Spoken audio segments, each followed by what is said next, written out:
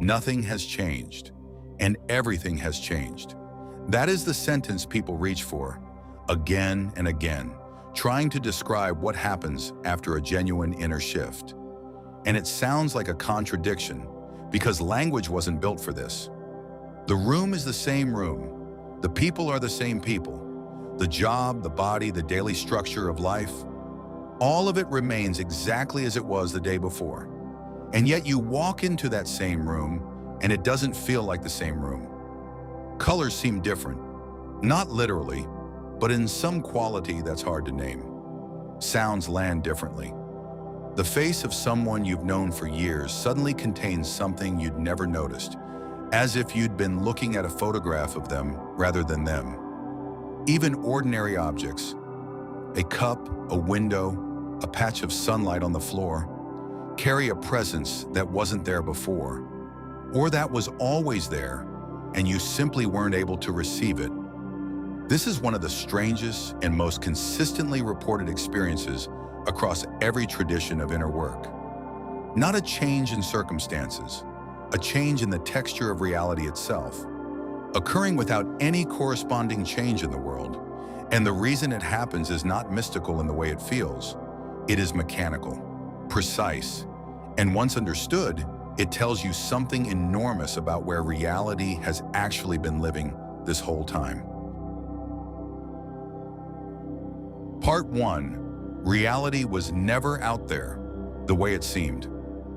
The assumption underneath ordinary experience is that the world has a fixed, objective texture, and your perception either accesses that texture accurately or fails to.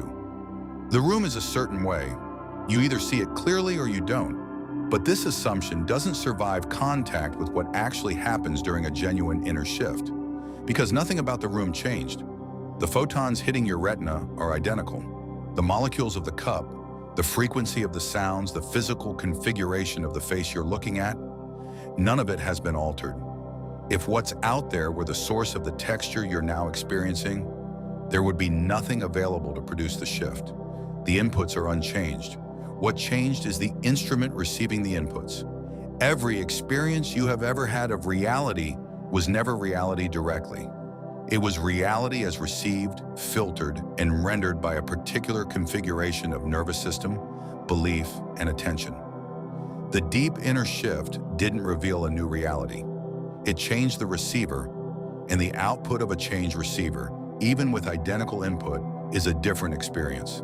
This is the first and most disorienting realization that follows genuine inner work. The world you have been living in was never simply the world. It was the world as it appeared through a specific configuration of you, and that configuration was never as fixed, as neutral, or as separate from the result as it seemed. Part 2. What actually shifted? To understand why reality feels different, you have to understand what an inner shift actually changes, because it is not primarily a change in belief, despite how often it gets described that way. A genuine inner shift is a change in the baseline state of the nervous system. Before the shift, the system was operating from a particular level of chronic activation, vigilance, contraction, the subtle bracing that most people carry without noticing because it has been present for so long, it feels like the default condition of being alive. This baseline activation is not neutral. It actively shapes perception. A nervous system in chronic mild threat response filters incoming information through that lens, scanning for danger, registering ambiguity as risk, processing the environment through a filter calibrated for survival rather than presence. When the baseline drops, when the chronic activation genuinely releases, even partially, the filter changes. And what comes through the filter is no longer being pre-processed for threat. It arrives more directly, more completely, with less of the original signal stripped away before it reaches awareness. This is why colors seem more vivid, sounds seem richer, faces seem to contain more than they used to. It is not that more information is being added to the world. It is that less information is being subtracted from your experience of it. The world was always this rich. You were receiving a filtered, threat-adjusted version of it. And the filter has, for this moment, become more transparent. The shift in reality is a shift in transparency. The signal didn't get louder, the static got quieter. Part 3, why it doesn't always last, and what that means. One of the most disheartening parts of this experience, for many people, is that it fades.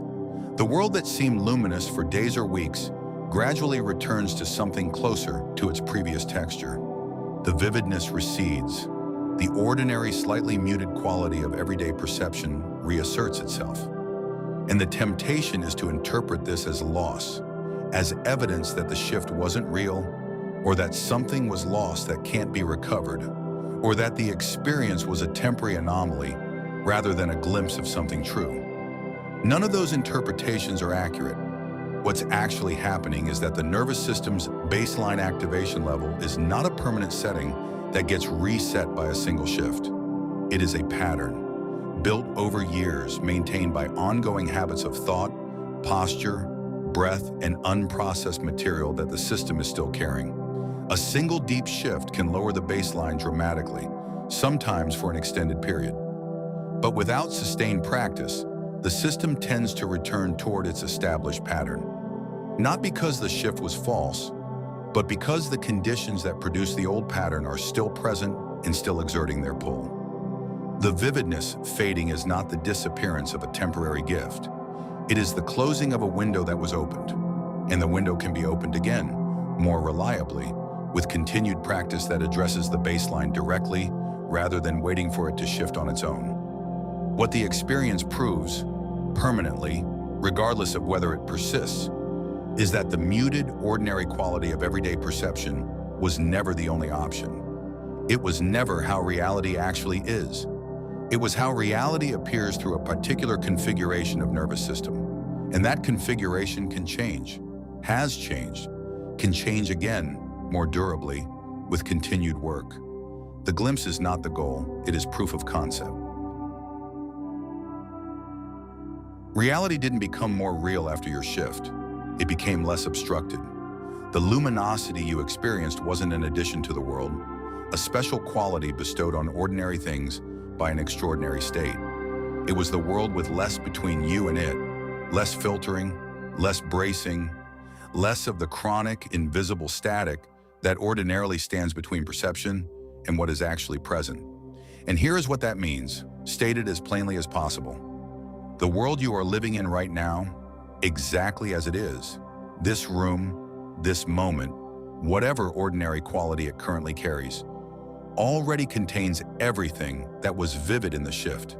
The cup, the light, the face, all of it is exactly as rich as it was in the moment that felt extraordinary.